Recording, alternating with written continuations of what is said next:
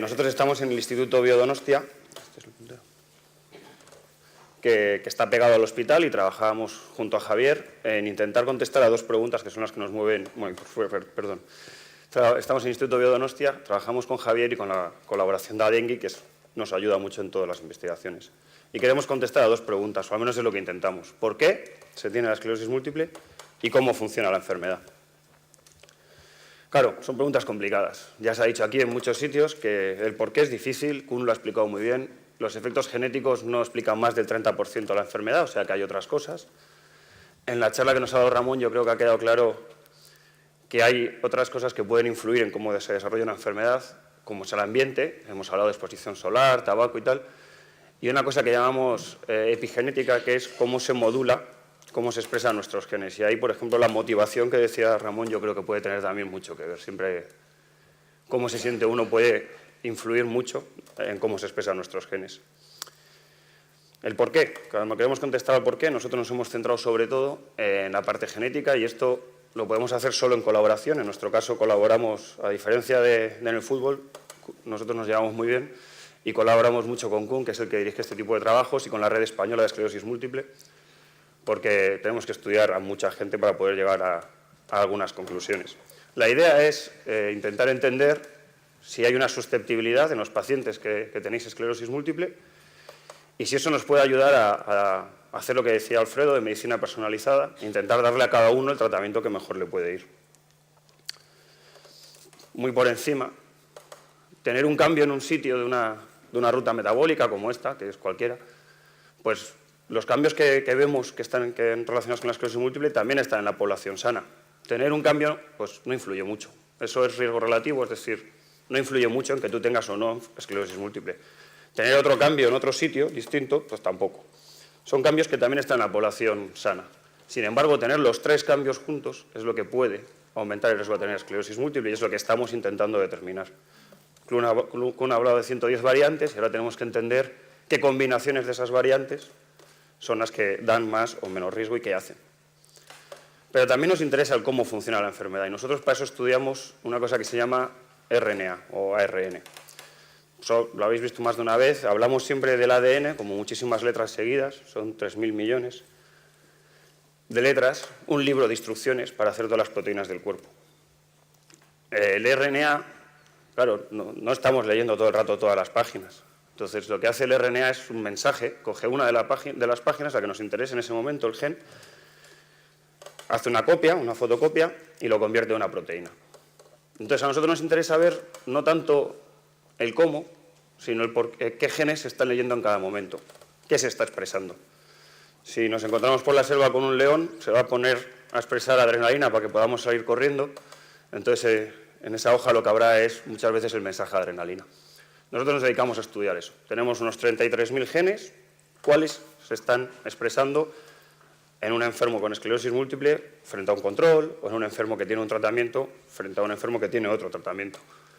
Y salen cosas muy complicadas, como redes de estas. Intentamos entender cómo funcionan estas redes y cómo se relacionan los genes. Para eso sirve la sangre que os pedimos.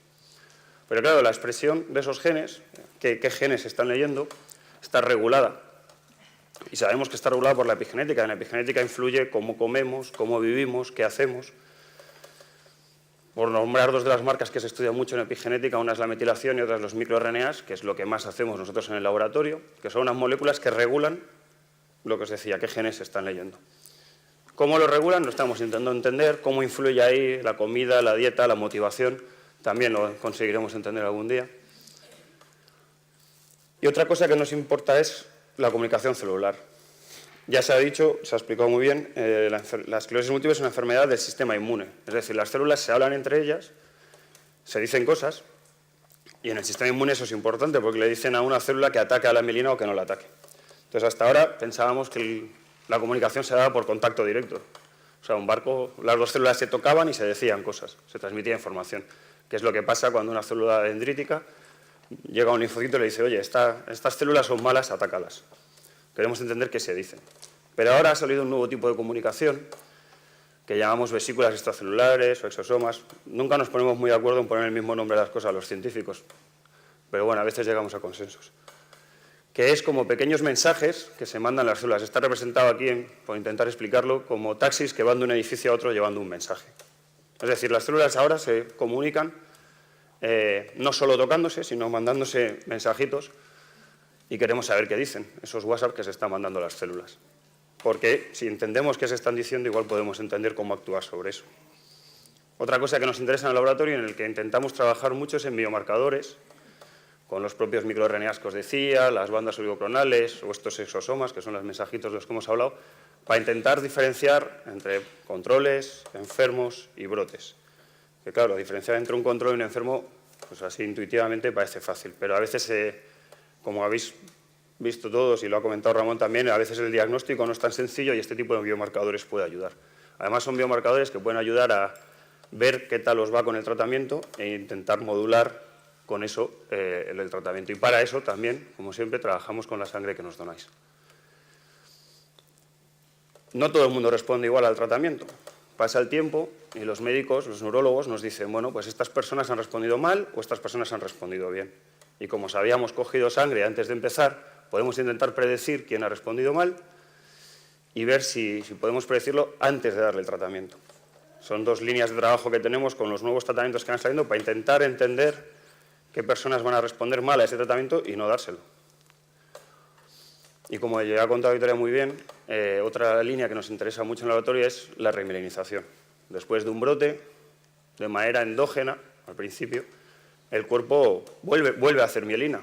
Aquí está la normal, aquí se ha ido la mielina y aquí vuelve. Un poco más fina, pero vuelve. Eso lo hacen los oligodendrocitos. Y es un tema que a nosotros nos interesa y en el que estamos intentando hacer una aproximación por algo que os sonará mucho en los periódicos, que son las células madre. Nosotros trabajamos con otro tipo distinto, pero bueno, para explicarlo, intentamos ayudar a los oligodendrocitos.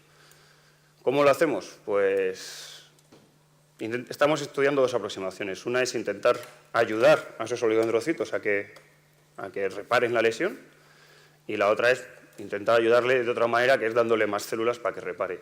Y como no, lo hacemos en nuestro modelo de ratón, el EAE, que ya se ha explicado muy bien. Además, en el laboratorio, Javier está también muy interesado en los factores ambientales que influyen en tener EM, ya se ha explicado que hay una diferencia epidemiológica cuanto nos alejamos del ecuador, que viene a ser lo mismo que decir cuando menos exposición solar hay, y hay una incidencia, el tabaco influye en cómo evoluciona la enfermedad. Entonces, estamos estudiando en dos proyectos, el Vitadem y el Tabaquem, cómo influyen esos dos factores en los pacientes. Claro, yo supongo que muchas veces os preguntáis cómo funciona esto en la investigación. Vosotros vais a consulta y el médico os pide sangre, siempre, porque siempre queremos que os pidan sangre. Se lo pedimos mucho. Y vosotros siempre decís que sí, entonces esa sangre va al biobanco vasco de investigación, donde se extrae lo que nos interesa, eso que hemos dicho, el ADN, el RNA o las proteínas, y se manda al laboratorio de investigación, donde intentamos contestar a las preguntas que os he dicho. ¿Por qué necesitamos tanta? Bueno, ya lo dijo, porque cada uno sois un mundo, la enfermedad es muy heterogénea, es muy complicado entenderla. Pero cuando juntamos muchos números podemos intentar sacar alguna conclusión. Entonces necesitamos muchas muestras. Por eso colaboramos y por eso se intenta hacer grandes redes de colaboración. Y además creemos, y ahí Adengui nos ha enseñado mucho, que es mucho más fácil implicarse. Si estáis implicados, si habéis dado muestra y os explicamos, tenemos ese deber moral de explicaros lo que hacemos, vais a estar mucho más implicados en lo que es la enfermedad y en lo que estamos intentando hacer en el labo, y vais a dar la sangre o vais a donarnos vuestra muestra y nos vais a contar vuestros problemas pues de una manera mejor. Y al final lo único que quería yo en nombre de toda esta gente, que son la gente del laboratorio, es daros las gracias. Daros las gracias por las muestras que cedéis, daros las gracias porque nos motiváis cuando os vemos en las reuniones a seguir investigando, que muchas veces pues no es fácil porque uno se frustra mucho, pero bueno, cuando os vemos, todos los chavales del labo se motivan mucho, entonces me han dicho que os dé las gracias de su parte.